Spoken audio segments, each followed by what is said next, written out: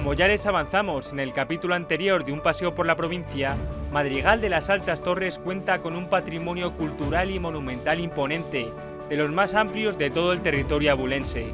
En este nuevo reportaje les seguiremos mostrando los lugares más destacados y turísticos de esta localidad, pero antes de continuar vamos a recordar algunos datos básicos sobre ella. Estamos en Madrigal de las Altas Torres, que es una villa medieval ubicada al norte de la provincia de Ávila, en la comarca de La Moraña, pues exactamente, y es muy importante porque fue cuna de una de las figuras más importantes de la historia de España, de Isabel la Católica. Ella nació aquí precisamente en el convento que tenemos delante de nosotros, que fue es el palacio de don Juan II y ahora es el convento de las Madres Agustinas. Isabel la Católica es la gran personalidad histórica por la que Madrigal es mundialmente conocida, pero también tiene otros atractivos, como los campeonatos de España de galgos u otros eventos. Sobre estos y otros temas ha tratado su alcalde, Jesús del Campo. Estamos hablando de siglos ya de historia de caza con galgo y en la que, por suerte, insisto también en esto, unimos esa tradición con el deporte, con la caza, con la amistad que consigue hacer pues, este tipo de deportes, que al final pues, son campeonatos a nivel nacional, como bien decías, que se van turnando las localidades, pero que Madrigal es una de las que más veces lo ha acogido. Esperamos dentro de poquito volver a acogerla, la acogimos en enero del 2024 y esperamos pues, en próximas fechas volver a tener esa oportunidad. Luego también, desde tu llegada al ayuntamiento, no sé si nos puedes contar un poco cuáles son los proyectos que habéis llevado a cabo desde esta legislatura y un poco proyectos a futuro. Pues cuando nosotros llegamos teníamos dos puntales fundamentales, que era, bueno, en primer lugar reducir la deuda, porque teníamos una deuda importante, pero hacer la vida de los madrigaleños lo más fácil posible y conseguir que el municipio esté en mejor situación, tanto de calles, plazas y lugares, como en visibilidad al exterior. Creo que es algo que se está consiguiendo, estamos arreglando varias vías del municipio, se están restaurando algunas de las plazas más significativas de Madrigal y creo que eso hace que la vida sea más amable y mucho más cómoda para los vecinos. También justo al principio de la entrevista comentabas que Madrigal de las Altas Torres ha vivido un pequeño repunte en cuanto a población. Pero igual es un poco, no sé si es el objetivo es aumentar la población o si tenéis planes para atraer a más gente que pueda vivir aquí para tratar de luchar contra la despoblación que sufre el medio rural y en concreto esta parte, ¿no?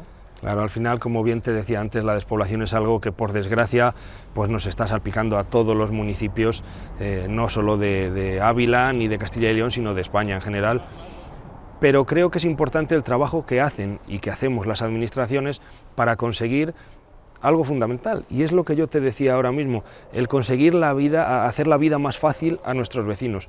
Nuestro objetivo tiene que ser, más que atraer población, que la gente que esté cómoda y se quiera quedar en nuestro municipio. Y creo que es algo que se consigue, pues eso, no solo con las calles y las plazas, con el proyecto que tiene la Junta de Castilla y León ahora, que ya han empezado las obras del nuevo centro de salud, con los accesos por viales al municipio para conseguir que pues, se tarde en ir a trabajar a Medina o Arévalo 15 minutos. Eso es realmente lo que tenemos que conseguir, que la gente que vive en estos municipios quiera quedarse y vea atractivo quedarse. Y luego, por ir concluyendo, un mensaje para que la gente venga a Madrigal y venga a conocerlo, un poco contar las bondades que tiene este municipio tan bonito. Bondades son todas, tenemos un municipio extraordinario, tenemos una historia fantástica, descubierta y mucha que nos sigue quedando por descubrir, tenemos gente maravillosa en Madrigal y que los visitantes van a poder ver que se van a sentir perfectamente acogidos. Y sí que me gustaría hacer un pequeño inciso y hablar un poco, que me preguntabas, de proyectos de futuro, pues de cara al 2026 vamos a celebrar el 575 aniversario del nacimiento de Isabel. Creo que es una efeméride importante para resaltar, en la que tanto el Ayuntamiento como la Diputación y la Junta de Castilla y León se han centrado y se están involucrando al 100%. No puedo decir lo mismo del Estado central, ojalá pudiera decirlo, pero bueno, hemos intentado contactar con ellos a través de diferentes medios y su negativa es imperante. Entonces, Bueno, ojalá se puedan sumar y hacer un aniversario como creemos que se merece nuestra reina Isabel I de Castilla, que es el personaje no más importante de Madrigal, sino el más importante, yo creo, de la historia de España. Madrigal de las Altas Torres cuenta con dos iglesias principales, la de San Nicolás de Bari, que visitamos en el anterior episodio, y la de Santa María del Castillo. Es este un templo de estilo mudéjar ubicado sobre los restos de una antigua fortaleza. Sus dos ábsides románicos de arquería ciega son una maravilla, pero su interior alberga otras joyas desconocidas hasta hace unas décadas. Nos encontramos en Santa María del Castillo, que es una iglesia que está en la parte más alta de Madrigal de las Altas Torres. Es una iglesia románico-mudéjar y está hecha encima de lo que es un antiguo castillo. Es del siglo XII, pero cuando hemos entrado aquí vemos que no es una iglesia del siglo XII, es una iglesia del siglo XVIII porque fue reformada casi en su totalidad en ese siglo. Tenía techumbre de madera y pusieron escayola y también tenía 3 naves y lo dejaron en una única planta de cruz latina.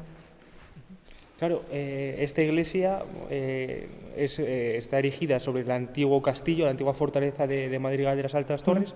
¿Que ¿Por qué se destruyó? ¿Por qué pasó de castillo a convertirse en iglesia? Pues en realidad se construyó a la vez, o sea, no estaba derruido del todo, y antes de que se acabara de destruir hicieron la iglesia en el mismo siglo XII, siglo del que también es el castillo.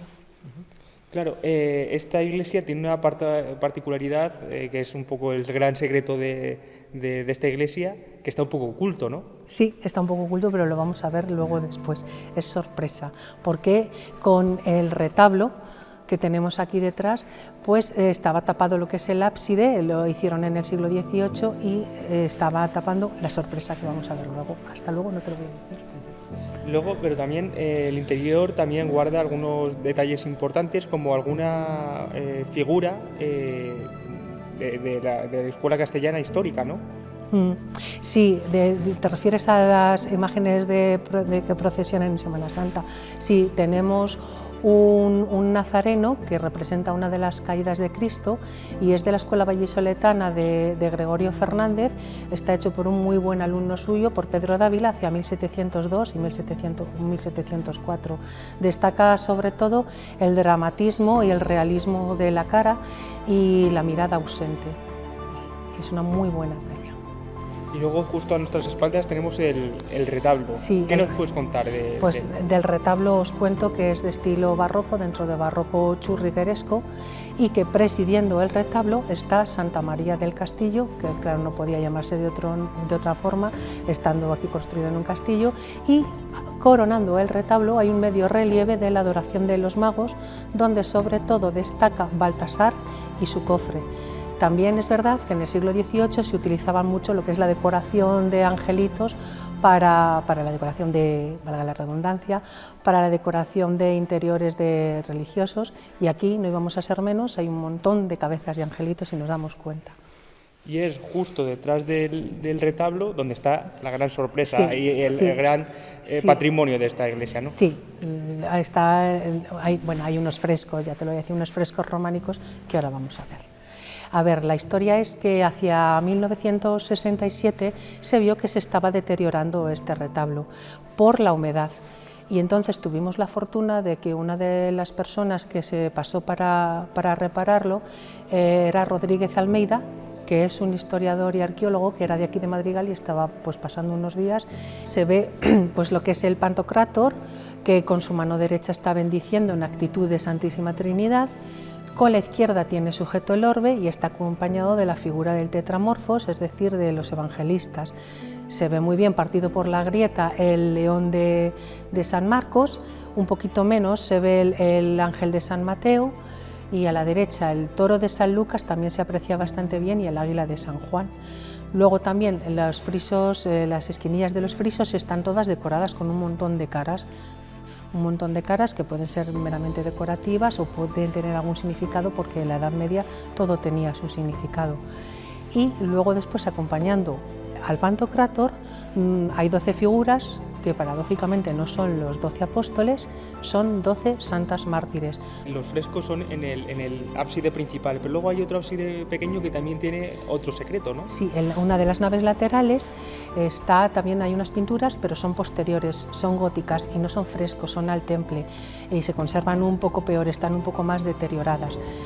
Pero se ve muy bien que son posteriores porque lo que tienen movimiento y ya utilizan otra policromía, porque en los frescos la policromía utilizada es toda a base de carbón y dióxido de hierro y aquí ya utilizan dorados, azules, verdes y se ve que las figuras tienen movimiento. Desde Santa María del Castillo se divisa toda la llanura sur del municipio y en medio de los campos de cereal se erigen los restos del antiguo convento agustino de Extramuros. Debido a sus inmensas proporciones y su estilo era conocido como el pequeño Escorial de Castilla y entre sus muros falleció uno de los grandes humanistas del Renacimiento español. El convento de Extramuros era originalmente el convento de las monjas agustinas, pero fue durante el reinado de Carlos V que él les cede el palacio de su bisabuelo, el palacio de Juan II. Por eso en la actualidad el palacio de Juan II es el convento de las monjas agustinas y ellas lo que hicieron fue ceder su antiguo convento, el convento de Extramuros, a los frailes agustinos. De hecho, a lo largo del siglo XVI adquiere una gran importancia y fue remodelado por un alumno de la escuela de Juan de Herrera y por eso es de estilo herreriano y lo llaman el pequeño Escorial de Castilla. Es un lugar importante, es el lugar donde fallece Fray Luis de León y luego ya en el siglo XIX ocurre lo que es la desamortización de Mendizábal y ya pues pasa por diversas manos, se va descuidando, se van vendiendo los ladrillos y por eso en la actualidad está en estado de ruinas. Claro, nos has contado un poco, en resumen, la historia de todo el convento, pero tengo entendido que en origen fue un baptisterio, ¿no? Sí. El convento, ¿no? Y luego, ¿cómo se transforma ese baptisterio en uno de los conventos más importantes de la época?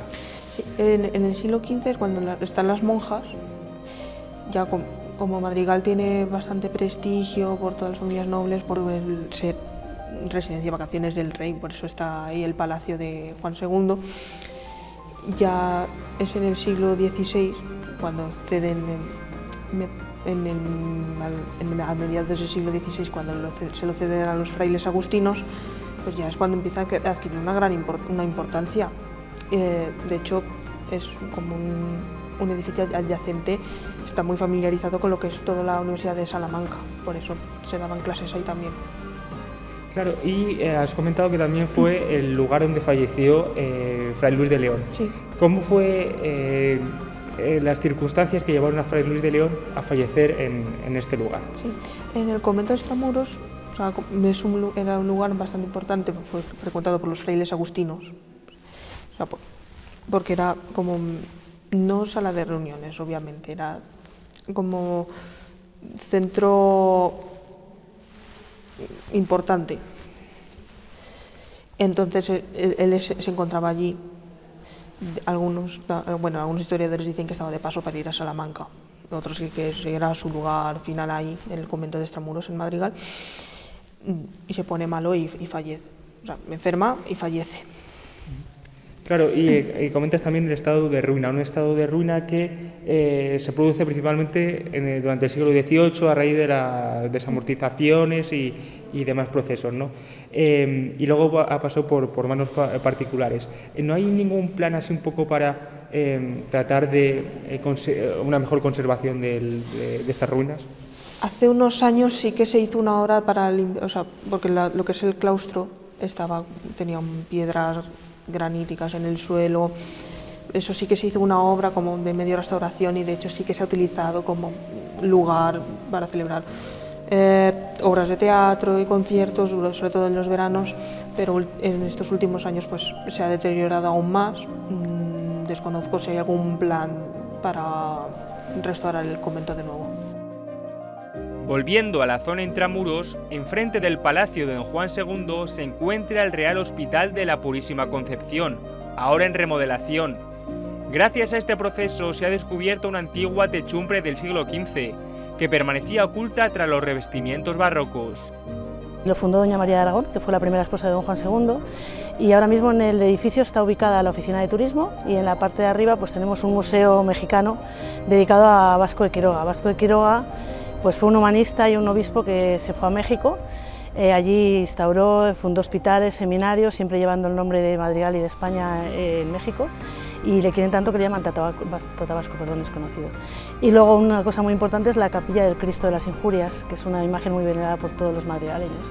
También dentro del hospital tenemos un museo, aparte del museo tenemos un centro de interpretación de la naturaleza, que está dedicado sobre todo a las dos aves más representativas de la comarca de la Moraña, donde nos encontramos el cernícalo primilla y la botarga. Entre las dependencias del Real Hospital destaca la capilla del Santísimo Cristo de las Injurias. La talla, anónima del siglo XIV, es una de las más veneradas por los madrigaleños.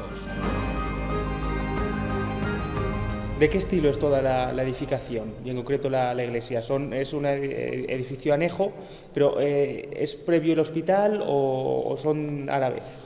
Primeramente se hizo el Hospital de la Purísima Concepción y después el edificio anejo o adjunto, que es el de la Capilla del Cristo, que sufre una restauración importante a partir del siglo XVIII. Y entonces se hace la capilla en 1721 y se realiza una nave de cruz latina y se coloca un retablo barroco del siglo XVIII y en concreto de estilo churrigueresco, a 3 calles. Y en el centro va la imagen del Cristo titular, que es el Cristo al que veneramos, que es un Cristo gótico caetano, que es el Cristo de las Injurias, que es el patrón de Madrigal de las Altas Torres, junto a San Nicolás de Bari. A la izquierda se encuentra la imagen de San Santiago, con su caballo blanco, a la derecha se encuentra la imagen de San Martín, que dona su capa a un necesitado. En la parte izquierda, hacia arriba, se encuentra la imagen de un arcángel que forma parte de la Pasión, y a la derecha la Misericordia. Y en el centro, un lienzo que forma parte de la letanía, que es la Virgen Inmaculada, que viene a significar torre marfil, torre dorada, y las columnas del retablo son de tipo barroco, en concreto con motivos vegetales y en este caso no están adornadas con querubines, sino con hojas de parra o racimos de uva. ¿Por qué el Cristo de las Injurias, comenta que es uno de los patrones de Madrigal junto con San Nicolás de Bari, por qué es tan adorado, tan querido, tan venerado en el pueblo? Nosotros veneramos al Cristo de las Injurias junto con los vecinos de los pueblos aledaños porque creemos que es un Cristo muy milagroso y realmente tenemos mucha devoción. Claro, en estos templos medievales muchos de los nobles de la época se hacían enterrar. No sé si en esta capilla hay alguno de estos nobles, alguien importante de la época en Madrigal, está enterrado en esta capilla. Sí, hay varias familias que se entierran porque era muy típico en el medievo los enterramientos, sobre todo de la gente noble, de los nobles y del clero. Y en este caso hay enterrados varias personalidades ilustres de la época, que quieren decir que son las personas que subvencionan realmente lo que es la obra de la capilla del Cristo de las Injurias. Y están enterrados, los enterramientos forman parte de todas las paredes laterales. Madrigal de las Altas Torres es el punto de inicio de la Ruta Don Vasco, un trayecto que discurre por Ávila, Salamanca y México, y que explica la vida y obra de otro madrigaleño ilustre como fue Vasco de Quiroga, primer obispo de Michoacán y figura clave en la defensa de los derechos de los indígenas americanos.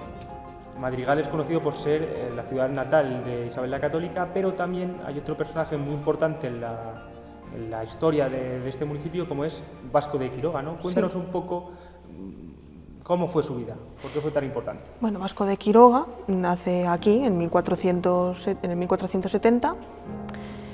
No es hasta el 1530, toda esa década, que empieza toda su obra importante, porque él le encargan ser oidor allí en México y empieza a realizar toda una obra humanitaria, funda pueblos hospitales en toda la zona de Michoacán.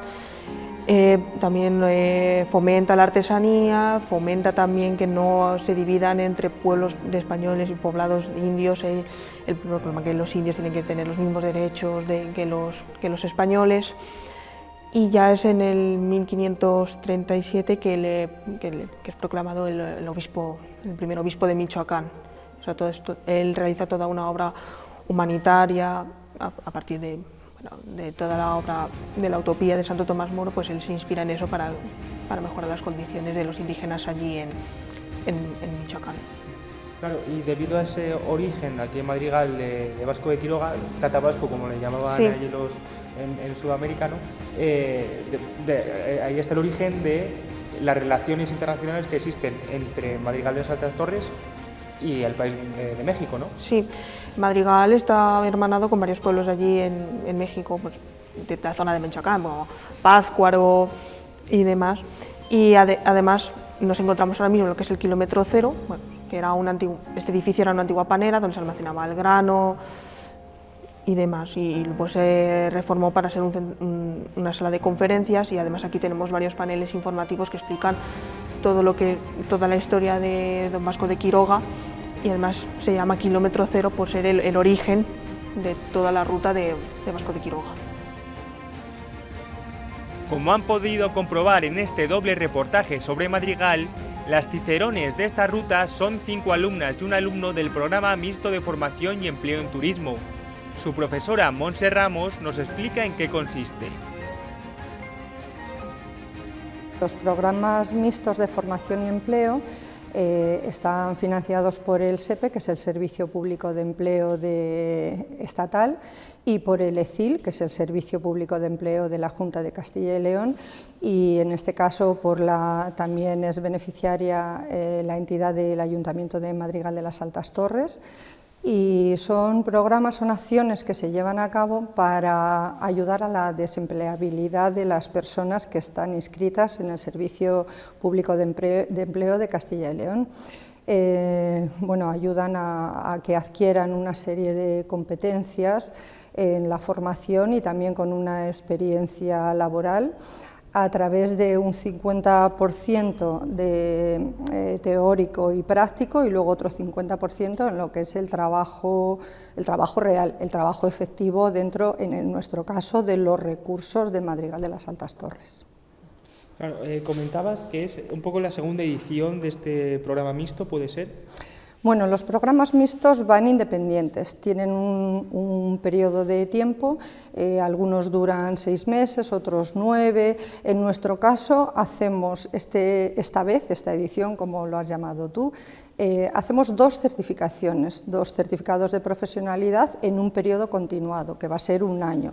Lo normal es que fueran separados, pero como unificamos módulos que son en común, entonces lo hacemos de 1 año y damos a quien consiga sacarlo, claro, que son buenos alumnos todos, les damos 2 certificados de profesionalidad, que uno es información turística local y el otro es de gestión, creación de eventos y viajes combinados. Entonces, bueno, yo creo que son unos programas muy bonitos, unas titulaciones muy apetecibles y que les va a dar opción a tener más posibilidades dentro del mercado turístico en un ambiente local. Nuestra visita a Madrigal de las Altas Torres no podía concluir sin probar sus vinos, pertenecientes a la denominación de origen Rueda. Para ello, qué mejor que descender hasta la bodega de los frailes, una construcción monumental del siglo XVIII realizada por los frailes agustinos del convento Extramuros, ubicada a 17 metros bajo la superficie. En Madrigal hay muchas bodegas, pero esta es una de las bodegas monumentales que se pueda visitar. Es la bodega de los frailes agustinos del siglo XV, que deciden comprarla estos monjes porque se quedan sin espacio de almacenamiento en el convento de Extramuros, porque aparte de ser religiosos, su otro trabajo, por así decirlo, se encargaban era de la elaboración del vino, ¿vale? Las viñas de Madrigal son sobre todo vino verdejo, ¿vale? Fue incluso la reina Isabel la Católica que, por ordenanza real, dijo que había que proteger los viñedos que partían desde Madrigal hasta Medina del Campo, ¿vale? Nuestro vino es denominación de origen de Rueda y tenemos 2 tipos de vino, ¿vale? Isabel de Madrigal, que es un vino joven, que es del año, y otro que es Pecado de Extramuros, ¿vale? Que se conserva en barrica durante 9 meses. Pero ahora lo más monumental de la bodega es que está formada por 3 cañones. Ahora mismo nosotros nos encontramos en el cañón chico, ¿vale? Este cañón se tardó 34 años en construir, empezando por el mismo y terminando igual.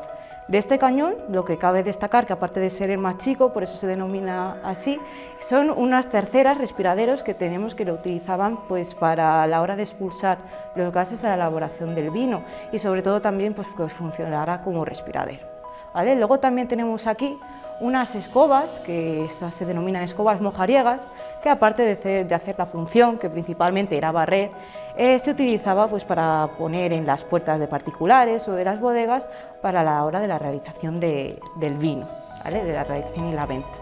¿Vale? Luego también tenemos aquí hecha la forma del infinito. Esa forma, aparte de que quede muy bonito, lo tenemos hecho pues para identificar las diferentes formas que tiene el vino a la hora de la historia, sobre todo, y también en la gastronomía. ¿Vale? Has contado que estamos en el Cañón Chico, sí, ¿no? Pero esta bodega cuenta con otros dos cañones. Con otros dos cañones, sí, tenemos el Cañón Gótico y el Cañón de los Arcos. El Cañón Gótico se denomina así porque la parte de arriba tiene forma de punta.